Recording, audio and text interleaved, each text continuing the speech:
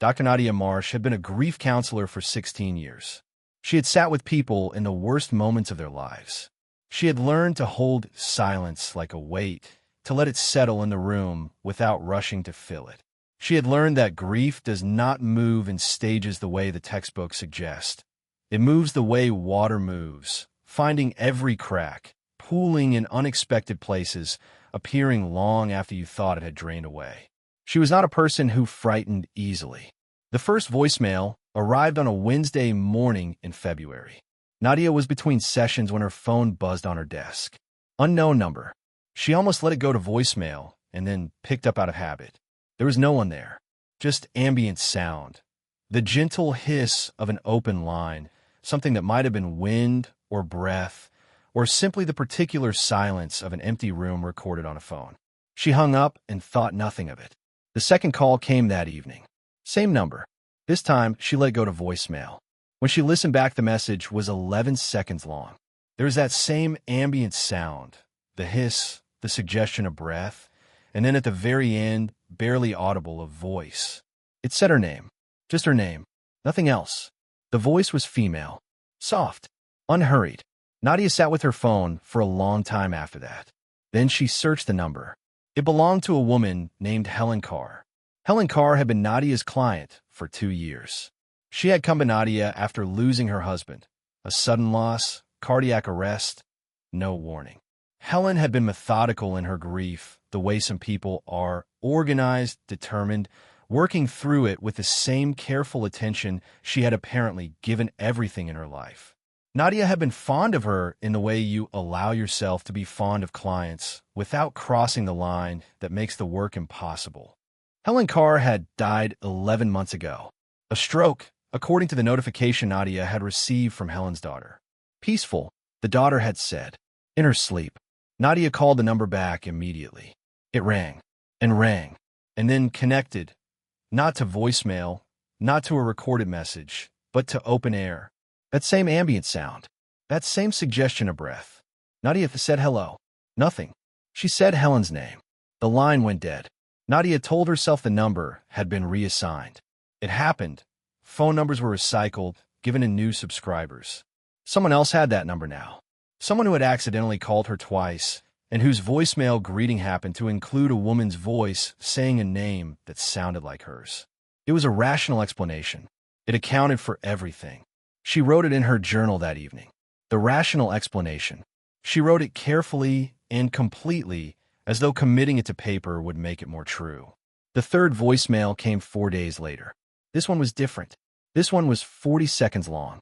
And the voice, still soft, still unhurried, still unmistakably the voice Nadia had spent 2 years listening to across a therapy room, spoke clearly enough to be understood. It said, "You had the salmon on Thursday. You always say you won't, and then you do. You wore the blue coat on Friday, even though you said you were going to take it to the dry cleaners first. You haven't called your brother back yet. You should call your brother." Nadia listened to it 4 times. Then she sat very still in her office for a long time. She had eaten salmon on Thursday. She had worn the blue coat on Friday. She had been meaning to call her brother for 2 weeks and had not done it yet. These are not things anyone would know. They were not things she had told anyone. They were the small, unremarkable details of a life lived privately and alone and entirely unobserved. Or so she had believed. She called Helen's daughter the next morning. She explained that she was calling as a matter of client follow-up. She did not mention the voicemails and asked whether Helen's phone had been canceled after her death. The daughter said yes. Immediately. She had canceled it herself the week after the funeral because the direct debit was coming out of Helen's account and she was handling the estate. The number should not have been active. It should not have been able to make calls. Nadia filed a report with her phone provider. They investigated and called her back within 48 hours. The number she had identified had been deactivated 11 months ago. There was no record of it making any outgoing calls. The voicemails on her phone, they said, had no identifiable origin. As far as their system was concerned, those voicemails did not exist. But they were there. She could play them. She had played them to the customer service representative who had gone quiet in a way that customer service representatives are not trained to go quiet. The voicemails kept coming. Every 4 or 5 days. Always the same voice. Always the same soft, unhurried tone. Always specific. Always accurate. What she had eaten, where she had been, what she was wearing. A book she had picked up and put down. A dream she had half remembered on waking. Never frightening. Never threatening.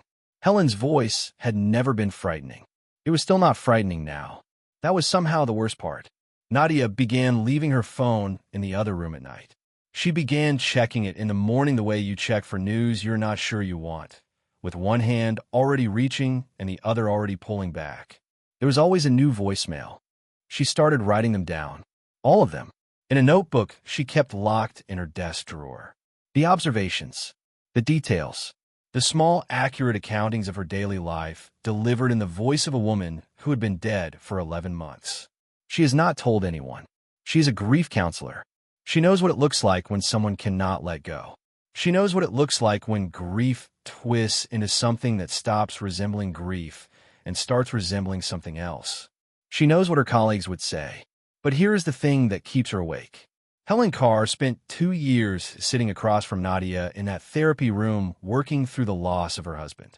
And in all that time, in all those hours of careful, honest conversation, Helen had said one thing that had stayed with Nadia in a way she had never fully examined. She had said, "I don't think he's gone. I think he's just somewhere I can't reach yet. I think when you love someone that completely, there has to be somewhere for it to go. It can't just stop. Love that size cannot just stop." Nadia had written it in her notes as a healthy reframing of loss. She thinks about it differently now. Last Wednesday, the voicemail was different.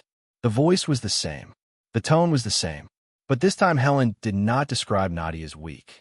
She described what comes next. Nadia has not listened to it a second time, but she has not deleted it either. If this story stayed with you, you know where to find us. Night Ward.